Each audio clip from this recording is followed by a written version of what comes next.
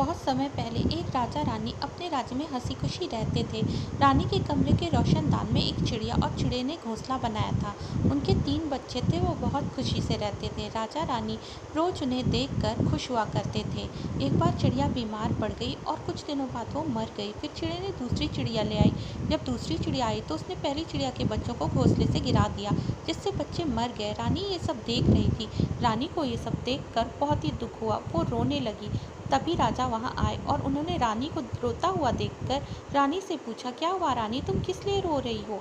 तो रानी ने राजा से सारी बात बता दी और राजा से कहा, यदि मुझे कुछ हो गया तो क्या आप भी दूसरी रानी ले आओगे?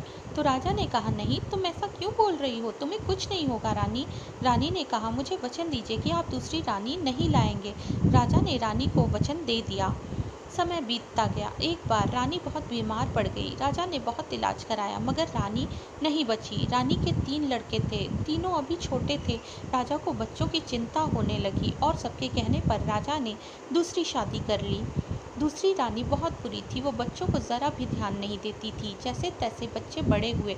बड़े हो जाने पर रानी ने बच्चों को अपनी पहरेदारी के लिए लगा दिया। बड़े लड़के की ड्यूटी सुबह, बीच वाले की दोपहर में और छोटे बच्चे की रात में। एक बार जब छोटा लड़का रानी की पहरेदारी कर रहा था तो आधी रात में रानी के कमरे से लक्ष्मी जी कुछ बोलते हुए चली जा रही थीं। तो लड़के ने लक्ष्मी को रोक करके पूछा, क्या बात है लक्ष्मी जी, आप कहाँ जा रही हैं? तो इस पर लक्ष्मी जी ने कहा, जब इस घर की लक्ष्मी ही नहीं रहेगी तो मैं यहाँ रहकर क्या करूँगी? लड़के ने कहा, ये आप क्या कह रही हैं? मैं लक्ष्मी जी ने कहा, आज रात तुम्हारी माँ मर जाएगी। लड़के ने पूछा, कैसे? तो लक्ष्मी जी ने कहा, आज रात एक सांप आएगा और तुम्हारी माँ को काट लेगा और वो मर जाएगी। लड़के ने कहा, मेरे होते हुए मेरी माँ को कोई सांप नहीं काट सकता, कृपा करके आप ना जाएं, मैं अपनी माँ को कुछ नहीं होने दूंगा। लक्ष्मी जी मान जाती हैं और अंदर चली जाती हैं।